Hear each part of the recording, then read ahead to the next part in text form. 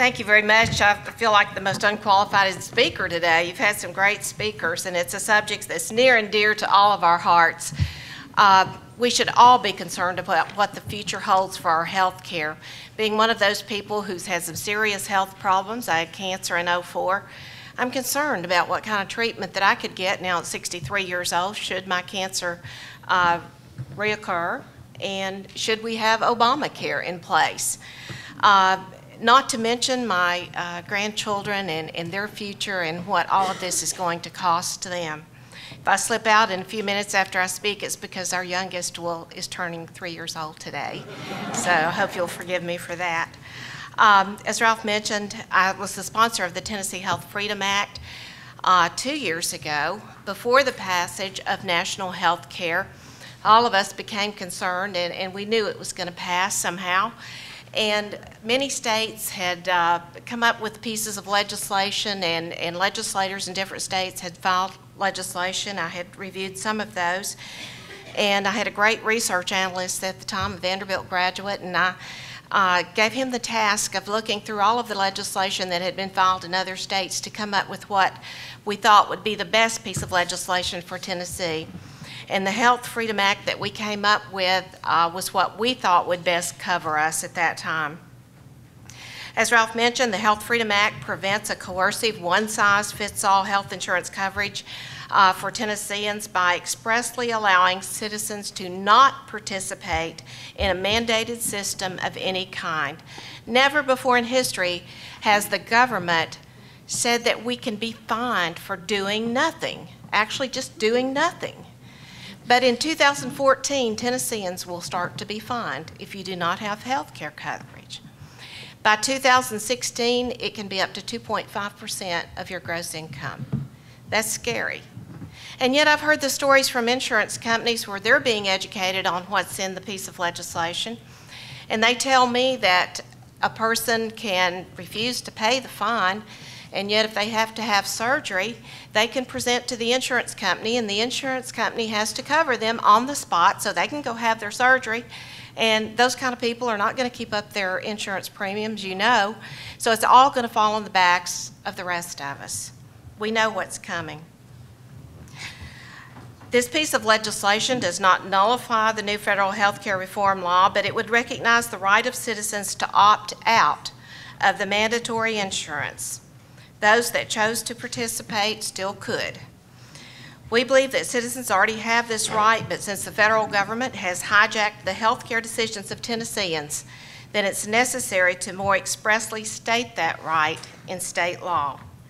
The Health Freedom Act provides our state with a 10th Amendment argument to complement the Commerce Clause argument that Congress has overstepped its constitutional authority by passing the Health Care Reform Act. In 3 cases since 2006, and this has been alluded to already today, the U.S. Supreme Court has ruled against federal preemption on federalism grounds. There is legal precedent that Congress cannot simply throw out the Supremacy Clause for every action it takes, particularly when the Constitution does not give them that authority.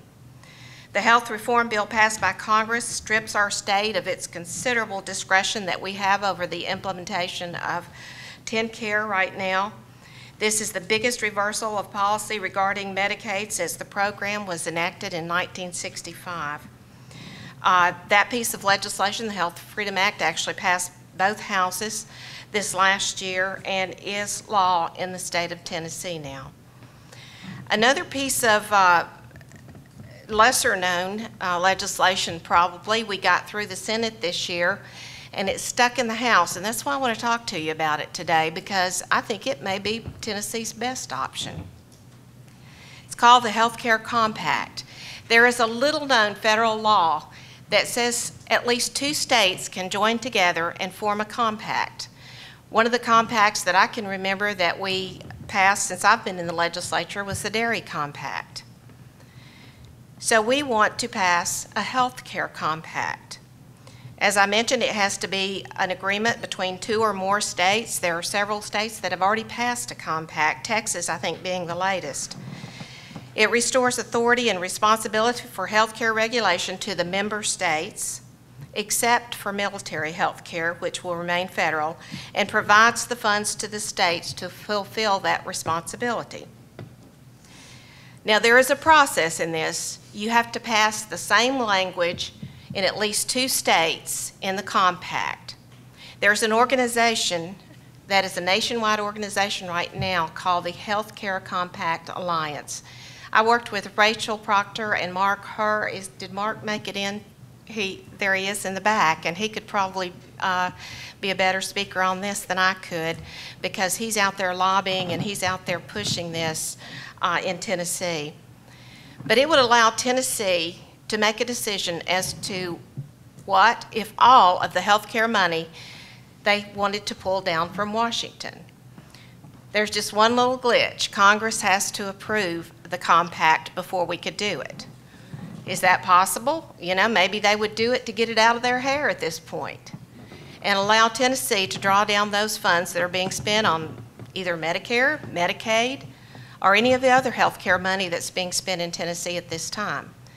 Not only would we be able to draw down all or part of that funding, but we'd also be able to pull down the administrative funds, the money that it's costing us in Washington to administer those particular health care funds.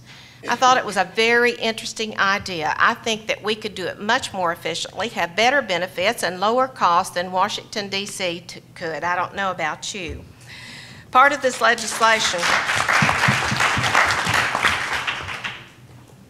there's always stumbling blocks, though. And in the legislature, they're known as fiscal notes. Bobby can attest to that. If you want to kill a good piece of legislation, just put a fiscal note on it. Well, there was a part of this compact that said these states could go together and form a commission on health care. They could send 2 members, and they could monitor health care and give us good ideas of how we could save money and things like that. Well, our guy that's over fiscal review decided that that's going to cost Tennessee money to send 2 members to this commission, even though the legislation did not require it. So that put a damper on it for a while. We had to put an amendment on to say that you would not be required to be a member of that commission, that it would be decided if Tennessee should pass this piece of legislation.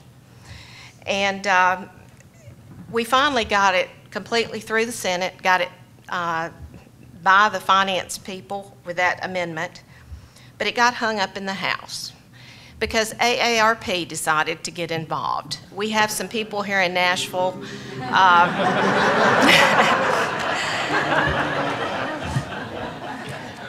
We have some people here in Nashville who love to see the state of Tennessee, namely Tony Garr, and he decided, well, we need to scare the old people a little bit. We need to tell them, well, the state of Tennessee can't run TennCare. How would we expect them to ever be able to run Medicare? And he was successful in scaring some people. And when it got to the House committee, we thought we had the votes that day, but some of the members had been told, oh, well, you know, this might hurt you in your next campaign with the AARP. So we had members get up and actually walk out of the committee meeting. They didn't kill the bill. It's still alive. So the Health Committee in the House will be the battle this next year, and I want all of you to contact your legislators and let them know that this would give Tennesseans an option. We may decide never to do this, but at least it would be another option on the table for the future should Congress refuse to repeal Obamacare. The legislation would allow us to withdraw from the compact at any time. There's nothing that said we would have to stay in it. And the compact can be amended with just approval of the members of the compact. We would be able to make our own health care regulations. We wouldn't have to abide by Washington's health care regulations. So we think that that is a wonderful piece of legislation. We truly hope that the House is going to get on the ball this next year and get it passed, because it would give us another arrow in our quiver to fight national health care. Thank you very much.